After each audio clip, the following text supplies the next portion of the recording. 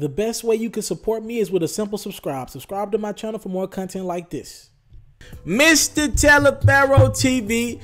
All right, I kind of brushed over it. Sorry, guys. I was in and out of town over the weekend, and I brushed over this big. I gave y'all the news. I made sure I gave my subscribers the news first about Carmelo Anthony being traded to the Oklahoma City Thunder, but I didn't really have a chance to go in, and I promised you guys I would do that today, and it's time for me to go in. All right. So for those who don't know, Carmelo Anthony was traded over the weekend. The big name that went from Oklahoma City to New York was Enes Kanter.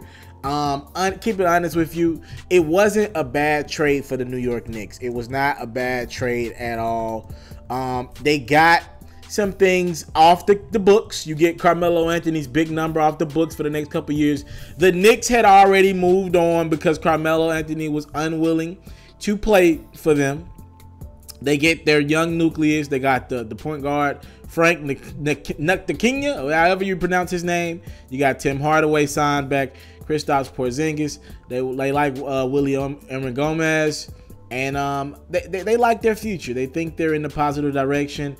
They think that you know, with a lot of cap room, Kristaps Porzingis' ability to become a superstar, they like what they got. All right, they got Doug McDermott as well in that deal. We'll see. We'll see how things go for them. They ain't mad at the deal. The Knicks are bound to not make the playoffs again, though. They couldn't make it with Melo. I'm pretty sure they're not going to make it this year. Let's get out of the Knicks. Let's talk about this for the Oklahoma City Thunder. I'm going to just be blunt and honest with you guys, as honest as I could be about this whole situation. There are two ways this trade ends up, or this thing in the end ends up being for the Oklahoma City Thunder. It's an absolute disaster. They can't share the basketball between these three superstar type talents, and Paul George leaves after this season. He's a free agent after the season, so he can dip. Or best case scenario, they probably lose to the Golden State Warriors in the Western Conference Finals. That's best case scenario. That's a really good though, compared to where the Thunder were at last year. That's really good. So let's break down both scenarios, and I'll tell you why. Here's why I don't think this is going to work and why I think this is going to be horrible. First and foremost, there's only one basketball. Somebody hit me up. One of my partners hit me up and was like, what do you think about the trade?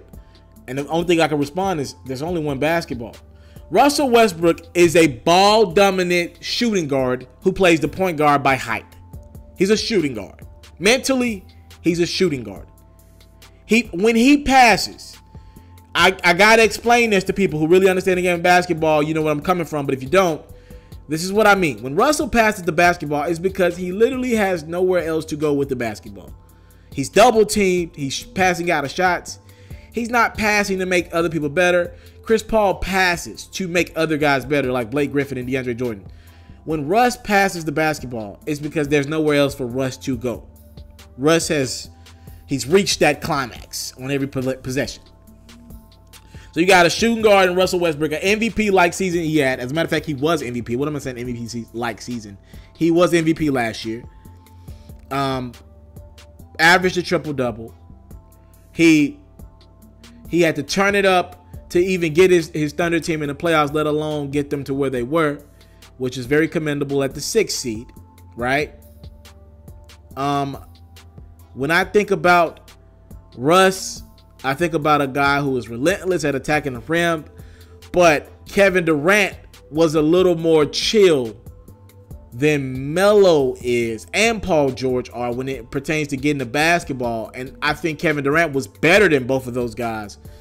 But if it didn't work with KD, and KD's, I would say, more chill than PG and Melo when it revolves getting the basketball, why would I think it would work with now two guys you're bringing in that want the basketball? So that's the first red flag. Russell Westbrook has never shown that he can pass. Let's talk about Carmelo Anthony. Well, I don't give Carmelo Anthony passes like a lot of people do. When I bring up Melo, I talk about the fact that this brother is as talented as a guy we've ever seen offensively. He just came in the league with LeBron James. If LeBron James never existed, maybe we look at Melo as one of the greatest basketball players of all time. Maybe, right? But because LeBron James existed, we see a lot of Melo's blunders and flaws. Like, why have you not gotten to an NBA Finals? You got to the Western Conference Finals once with your Denver Nuggets. Why is your New York Knicks team not making the playoffs every year? Why didn't they make the playoffs last year? A couple years in a row, the Knicks didn't have enough weapons. Last year, the Knicks had enough weapons to make it the playoffs in the Eastern Conference. When I believe number 8 was the Chicago Bulls, and I believe they were hovering around 41 wins. Yeah, the Knicks with Carmelo Anthony and Kristaps Porzingis, if you believe these are 2 top 40 players, top 30 players, they should be able to make the playoffs with 2 guys on that team in a very sluggish Eastern Conference. So I look at Melo as a guy who I never thought could be a first option. I don't believe Melo is a number 2 option right now.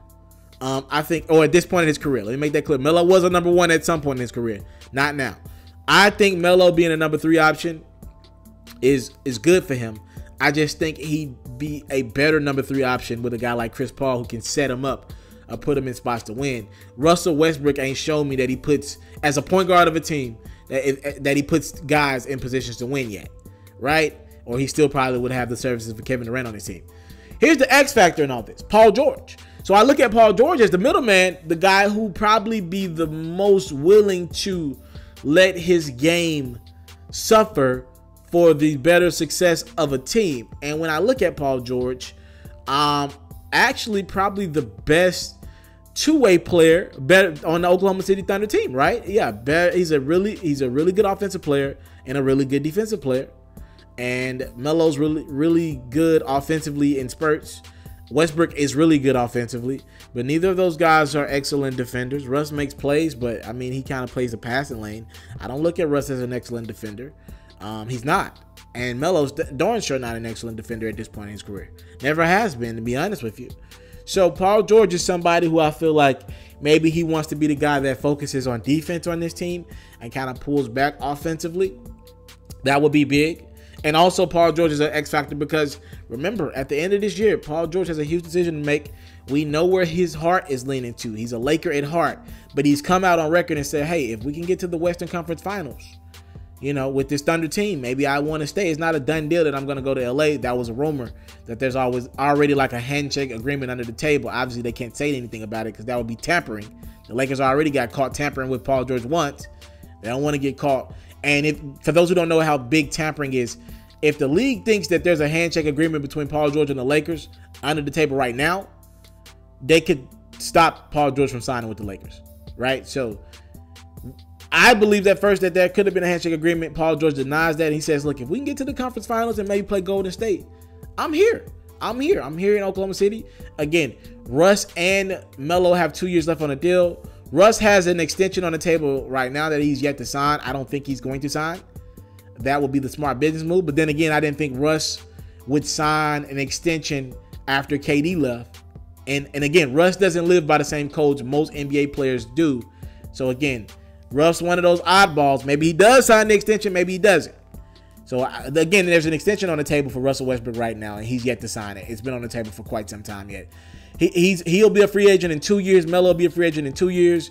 Paul George will be a free agent after next year. So after this season is up, he'll be a free agent next summer. So I think Paul George will be an X factor. And just looking at just me using my offensive mind here to think about how this breaks down on the court. Remember, Phil Jackson wanted Melo to work in a triangle. I tend to believe when you got 3 superstars like we have, and maybe you don't think they're superstars on the court, but they're definitely superstar personalities. And Russ, PG, and Melo in our league, just breaking down what I think would need to be done for this to work on the court. It looks like Melo would have to be the perimeter guy, right? Russ and PG can knock down a 3. Russ doesn't do it that efficient, but who knows? He's never had this type of talent around him since James Harden and KD. He hadn't had this type of talent around him in the last few years. Maybe this is something that he needs to open up. I would tend to believe that James Harden and KD are better perimeter shooters than Paul George and Carmelo Anthony. And if he couldn't get it done then, what would make me think that Russ could get it done now as a good perimeter shooter? All right, that's just not his game.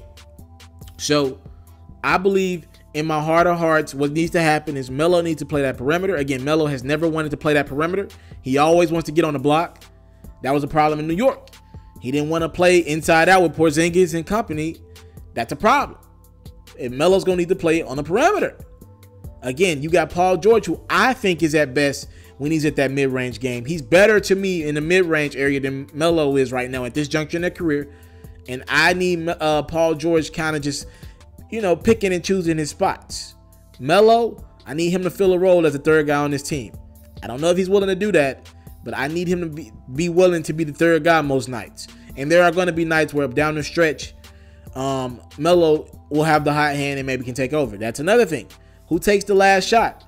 Again, that was probably part of the problem when KD was there in Oklahoma City. He felt as if though if there's a three-pointer that needs to be taken, there never should be a time where Russell Westbrook is chucking up a 30-foot three-pointer and you got Kevin Durant on that team. I agree wholeheartedly. People don't want to talk about the facts though. If there's a late game situation, I think the ball should be in the hands of Paul George. Now, what Paul George does with the basketball, I don't think that means Paul George needs to take a shot, per se. Maybe he does, maybe he doesn't. He needs to be the one making the plays. I trust him in late game situations more than I do Russ and Melo. Now, if you kick out the Melo for three, Melo has made a lot of clutch shots in his career. I'm fine with that. If you see that you don't got none and you get Russ the ball for ISO, I'm fine with that too. But I think Paul George should be the guy in late game situations, taking over guys. You can hear it in my voice. I think Paul George should be the leader of this team. That is me. I don't like Russ and Melo's mentalities in a team element. Individually, yes. If I needed to go one-on-one with a guy, or if I could pick a guy to go one-on-one with somebody and I had put money on the line, I'm picking Carmelo Anthony or Russell Westbrook as my guy. This ain't one-on-one. This is a team. We ain't trying to go 1-on-5. We're trying to find a way to beat the San Antonio Spurs of the world, the Houston Rockets of the world, and of course the NBA champion, the Golden State Warriors of the world. Now, I'm giving you a lot of bad. I'll tell you one good thing about this trade, and I will admit this, right? I told you in a great situation, the best thing for the Thunder and this trade is maybe they end up playing they get into the Western Conference Finals and playing the Warriors. Right now, I told one of my partners this. I believe that's a 6-game series.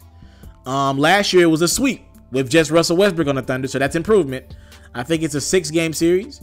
I don't think that team currently constructed to ever beat the Warriors as long as the Warriors stay together. But I will admit this, and I've been telling y'all this forever. To beat the Golden State Warriors, you got to be able to make Steph Curry defend. Steph Curry is too rested on offense to beat him. He's just rested, right? Look at some of the series he's been in. When the Memphis Grizzlies played the Warriors, Tony Allen, he ain't making a perimeter shot. He ain't going to really attack the rim. You can use a Steph Curry to kind of play off him. CJ McCollum, as good as CJ McCollum is, he's a guy that kind of works on the perimeter for most of his game, or Damian Lillard on the perimeter. Steph can guard one of those guys. He's able to guard one of those guys. The problem with Steph is he can't guard a Russell Westbrook, or I've seen him have problems with Chris Paul as well. He can't guard one of those guys. So what they do at the Warriors, it's great coaching by Steve Kerr. What they do is they put Klay Thompson on a point guard. This is what they did throughout. From Kyrie Irving to Russ, they put Klay on a point guard, and Steph lollygags on defense. Well, you got Roberson signed to that new deal with the Thunder. He's going to be the starting 2 guard. But in late game situations, what you can do is go big. Now you can go Steven Adams and you can find a 4, maybe in-house or on the market, or maybe you go Melo at the 4. You find a 3 on the market somewhere. And what you do is you allow, by the way, I think the Thunder, if the Lakers buy out Luol Deng, I think the Thunder should think about getting a Luol Deng. I think he'd be a good piece. They'll have a lot of length on that team. What you do is you go get Russell Westbrook, who now is the point guard. Steph can't guard Russell Westbrook one-on-one, but you put PG at the 2. Now you make the Warriors make a decision. Do you go Steph on Paul George? That's a mismatch. Or do you, which is the more likely situation, is you go Steph on Russell Westbrook. Russ can get off on Steph. And now Steph isn't so free on offense to get his. He's tired. So I'll admit this about the Oklahoma City Thunder. What they did by getting Carmelo Anthony and Paul George this offseason, you're making the Warriors defend. And Melo, you can say what you want about Melo. He's not scared of anybody in the league. He's not scared of Kevin Durant. So some of those plays where you got Gordon Hayward on the Utah Jazz going at Kevin Durant, and Kevin Durant's really just free to go at him. Like, Gordon Hayward can do nothing with Kevin Durant is what I'm trying to say. Now you got Melo. Melo can get off on KD if he, on a good night. It ain't every night, but Melo can get off on KD. KD will get his back.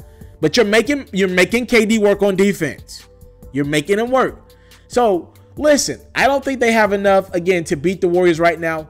But I'd be lying to you if I say this is not. I like what teams are doing. They're not just sitting down to the Warriors. You see what the Houston Rockets was doing. They wanted Melo as well. Melo's a guy who makes Kevin Durant work. You're making the Warriors work. You're going and getting stars and realizing it's going to take stars to go at what the Warriors got, and you're making them work. You're making them work on the defensive side of the court. You're going to have to make KD and Steph work, because right now his offensive game has taken a hit, but he's defending the best point guard on the team or whoever you want to defend, and he's locking up. You got Iguodala on the bench. He's able to come in the game and lock up. Draymond's locking up on the 4 and the 5. You got to make these guys work. And I think this is some things in the right direction. I like what we have here. Again, Western Conference Finals in an ideal situation. What's more likely to happen is the ball can't find the right guy when they want the ball, and this thing blows up and Paul George leaves and goes to Los Angeles next summer. That's more likely to me. But in an ideal situation, the Warriors and Thunder meet in the Western Conference Finals. And, I mean, hey, on maybe a couple games, the Thunder can give them the run for the money. Again, I don't think this works, but it's something. And I'm happy that teams are doing something. That's my first reaction to Carmelo Anthony being traded to the Oklahoma City Thunder. I want to salute you, homie, you know, for building your own thing and doing your own thing, creating your own platform, your own website. I got one life to live out my dreams, and I'm giving this thing all I got. I interview celebrities. I talk sports. I represent the culture. Right now you're turning up on MrTaliaferro.com, shawty.